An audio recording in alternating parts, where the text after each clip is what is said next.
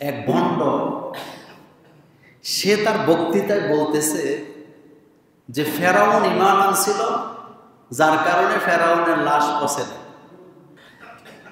আমরা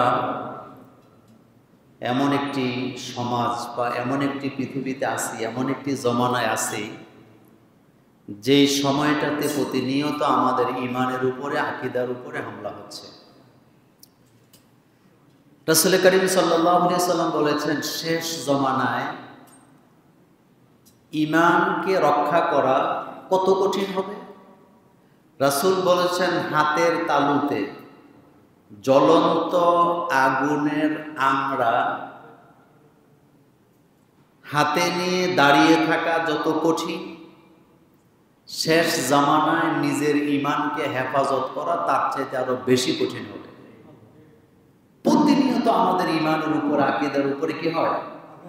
নতুন নতুন করে হামলা হয়। আপনারা আশ্চর্য হবেন, গতকালকে দেখলাম এক ভণ্ড সে তার বক্তৃতায় বলতেছে যে ফেরাউন ঈমান আনছিল, যার কারণে ফেরাউনের লাশ পচে না।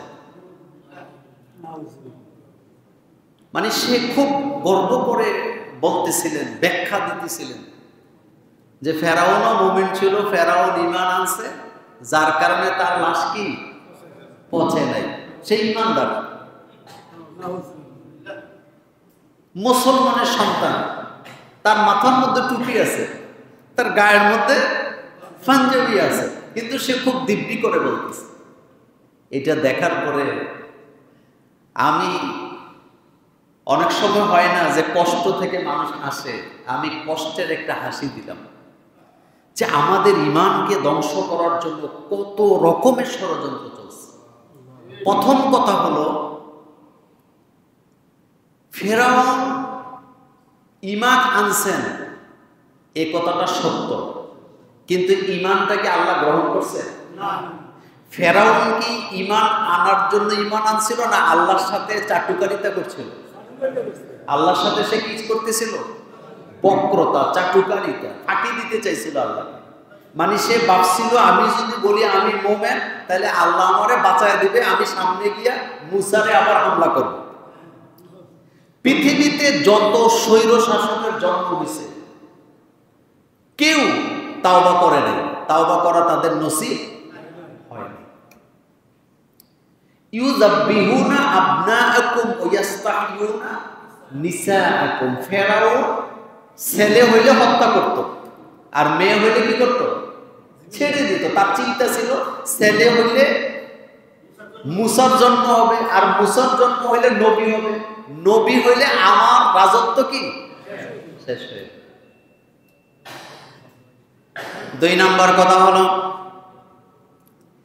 কেউ যদি এটা মনে করে যে ফেরাউন ঈমান আনার কারণে তার লাশটা পচে নাই, তাইলে তার ঈমান থাকবে না, সে কাফের হয়ে যাবে।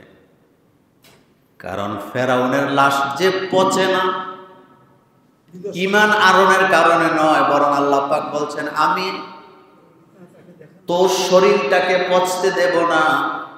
তোর শরীর মাছে খাবে না, হাঙ্গরে খাবে না, পানিতে পচবে না, মাটিতে তোকে ধ্বংস করবে না।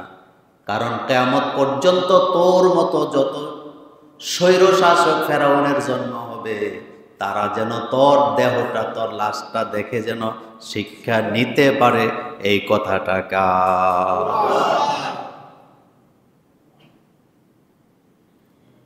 যখন সে পানিতে ডুবতেছিল, বাসতেছিল, তখন সে বলতেছে, আমানতু আন্নাহু লা ইলাহা ইল্লাল্লাযী আমানাত বিহি বানু ইসরাঈল।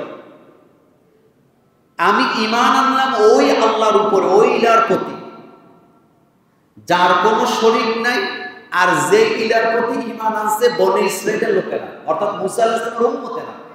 ও আনা মিনাল মুসলিমিন, আমি একজন মুসলমান। এটা ছিল তার চাটুকারি, বাটপারি, মক্করবাজি। আর আল্লাহ পাক বলছেন, অমাকারু অমাকারাল্লাহ আল্লাহু খায়রুল মাকিরিন। যত মক্করবাজি করো, সকল মক্করবাজকে ধরার ক্ষমতা আমার আছে। ফেরাউন যখন বলেন আমানতু, আমি ঈমান আনলাম, আল্লাহ পাক জবাবে কি বলছে? আল আন, এখন। মনোযোগ আছে আপনাদের? আল্লাহ কি বলছে? এখন তার মানে বিপদে পড়ে তুমি ঈমান আনতেছ। আল আন, এখন। এরপরে আল্লাহ পাক বলছেন আলিয়াউমা নুনাজ্জিকা বিবাদানিকা, আমি তোর দেহটারে বাঁচায় রাখবো। ওয়াদাকা,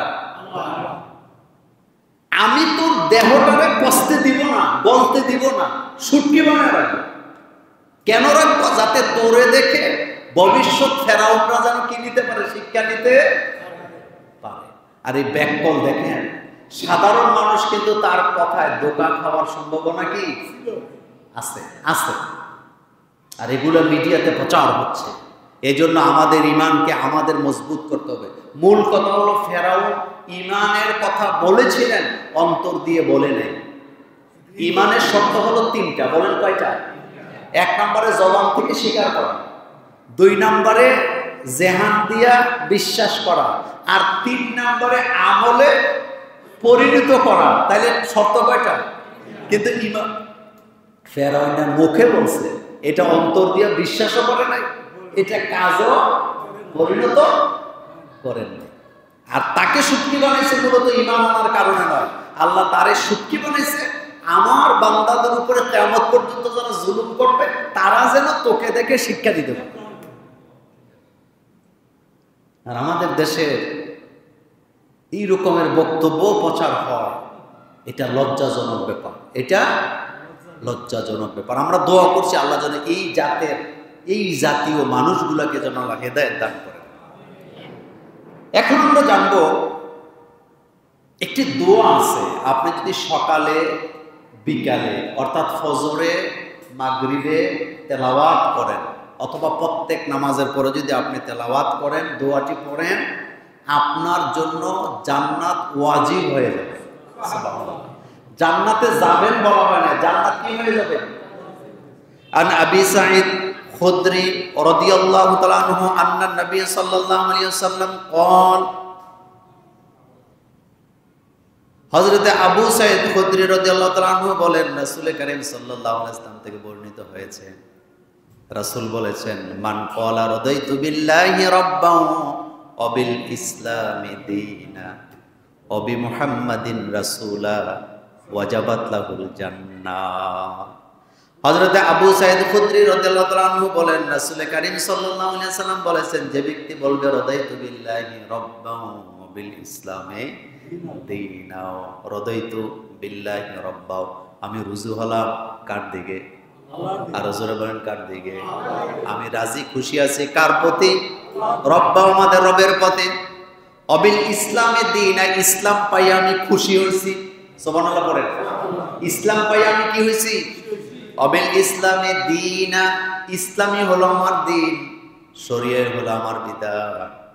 অবি মুহাম্মাদিন রাসূলা সাল্লাল্লাহু আলাইহি ওয়াসাল্লাম, আর মুহাম্মাদুর রাসূলুল্লাহ সাল্লাল্লাহু আলাইহি ওয়াসাল্লাম তিনি হচ্ছেন আল্লাহর রাসূল।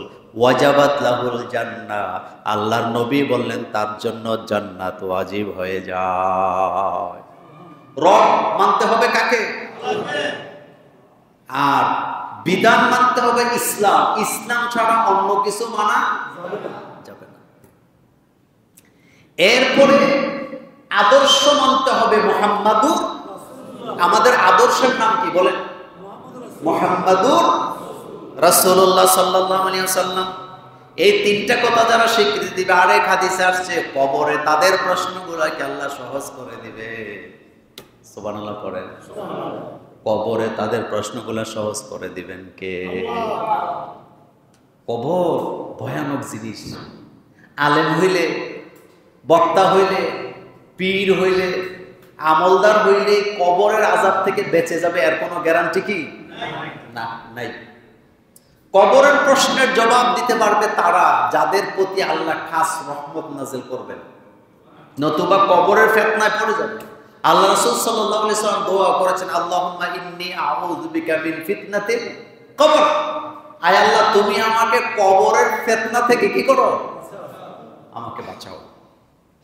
সেজন্য এই দোয়াটি যেন আমরা ভুলে না যাই। দোয়াটা আপনারা পারেন তো? আপনারা বলেন, রাদাইতু বিল্লাহি রাব্বান ওয়া বিল ইসলামি দীনা ওয়া বি মুহাম্মাদিন রাসূলা সাল্লাল্লাহু আলাইহি ওয়াসাল্লাম।